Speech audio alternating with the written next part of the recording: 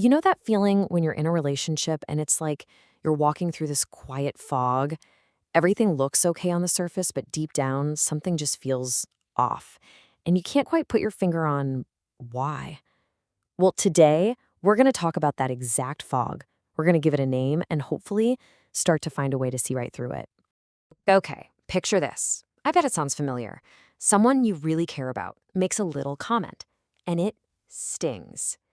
Everyone around you laughs. So you do too, right? You force a smile. But your gut is screaming that something is deeply, deeply wrong. That quiet little alarm bell, that's exactly what we're going to be listening to today. See, we've all got this picture in our heads of what emotional abuse looks like. It's loud, it's dramatic, it's obvious. But what if that's not the whole story? What if the most damaging kind doesn't shout? What if it just whispers? These tiny, subtle, confusing little moments that are designed to make you question everything. And that's exactly where we're going to start. We're calling it the quiet sting. And it's these moments. These are the ones that plant the seeds of the deepest confusion. Why? Because they're built to be deniable. They're designed to make you feel like you're the one who's just overreacting. And that's precisely why it's so disorienting, isn't it? It's not one big, obvious blow-up. It's more like death by 1,000 paper cuts. Each one is so small you can dismiss it, but together, they just completely erode your sense of self. You start questioning your own judgment, your own feelings, and hey, if you've ever felt this, I want you to hear me. You are not alone, and you are not crazy. Okay, so let's cut right through that fog. We're going to get super practical and lay out 6 specific red flags of this quiet manipulation. And think of this less like a checklist and more like a new vocabulary, a set of words to help you finally clearly see what might be going on. All right, here we go. 6 of them. As we walk through these, I want you to listen with your gut, okay? Just see if any of these quiet little warning signs ring a bell, even if it's something you've tried to excuse or dismiss in the past. Number 1. Oh, this is a classic. Helpful criticism. You know exactly what I'm talking about. It's that comment that lands like a punch, but it's wrapped up in this pretty little bow of, I'm just trying to help you, or I'm just being honest. And boom, there it is, the perfect cover story. It sounds so reasonable, doesn't it? I just want you to look your best. But what's the real message hiding underneath? It's always, you're not quite good enough.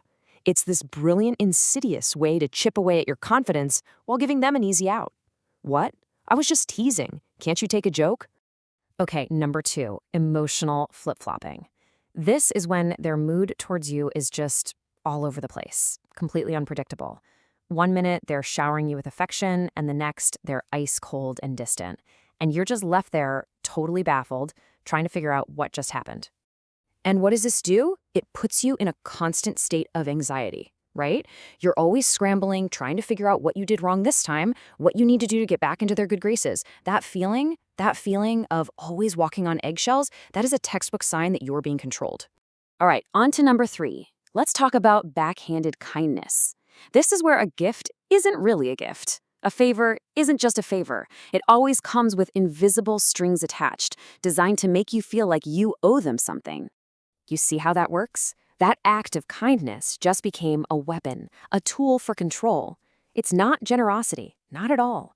It's a transaction. It's designed to make you feel like you're in their debt, and ultimately to control what you do. Number 4 is a really sneaky one, subtle isolation. See, a manipulator gets one thing loud and clear. Your support system, your friends, your family, they're a threat. They're a threat to their control. So, bit by bit, they work quietly in the background to drive a wedge between you and the people who love you most. And it's always, always dressed up as concern for you. I'm just worried about you. I don't think they're a good influence. But what's the real end game? It's to make them your one and only source of approval, your only reality check. And once they do that, you're so much more dependent and, honestly, so much easier to manipulate. Okay, number 5. This one is huge, and it is incredibly damaging. It's when someone is constantly questioning your reality. They challenge your memory of events. They challenge your perceptions. They basically make you feel like you're going crazy. Sound familiar? This is so, so powerful because it forces you to stop trusting your own mind. Your gut instinct, that inner voice that tells you something's wrong, gets silenced because this person, someone you trust, is telling you over and over again that your gut is wrong. And eventually, you start to believe them instead of yourself. And finally, number 6. This one, this one is just plain cruel. It's called weaponizing your insecurities. This is when someone takes the things you're most vulnerable about, the secrets you shared with them in confidence, and they turn them into weapons to use against you. Just listen to that.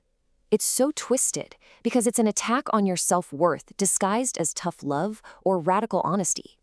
They make themselves out to be the only person who's brave enough to tell you the truth, when in reality, they're just systematically tearing down your self-esteem, all while pretending to be your protector. So, after hearing all that, the big question is probably bouncing around in your head. Okay, if this stuff is happening, why is it so damn hard to see it? Why do people stay? And the answer is fascinating. It's a powerful trick your own mind plays on you. And it has nothing to do with being weak. It's actually about how your brain is wired to survive. The psychological term for this is cognitive dissonance. All it means is the intense mental stress you feel when you're trying to hold two totally conflicting beliefs in your head at the same time. And your brain hates that stress. So to get rid of it, it will do some absolutely incredible mental gymnastics. Here's what that battle looks like. In one corner, you have belief number 1. This is a loving, kind person. They care about me. And in the other corner, you have belief number 2, but their actions are causing me real pain. Now, your brain has to resolve that. And what's easier? Is it easier to accept the devastating truth that someone you love is hurting you? Or is it easier to just dismiss the pain? To tell yourself, I'm just being too sensitive, or I'm overreacting? Usually, it's the latter. So, how do you get out of this cycle?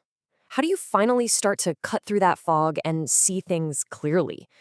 Well, it actually starts with one single, incredibly powerful step. And this is maybe the most important thing to take away from all of this. To break the spell, you first have to name it. Recognition is liberation. The second you can look at a specific behavior and say, oh, that's not just them being difficult, that's weaponizing my insecurities. It's like a light switch is on. The behavior loses its invisible power over you. Naming it is the first step to taking your reality back. And that really brings us to the final question, one for you to think about. Now that you have this vocabulary, this new lens to see things through, just take a second. This isn't about pointing fingers or laying blame. It's just about awareness. So with that new clarity, what behaviors are you finally waking up to?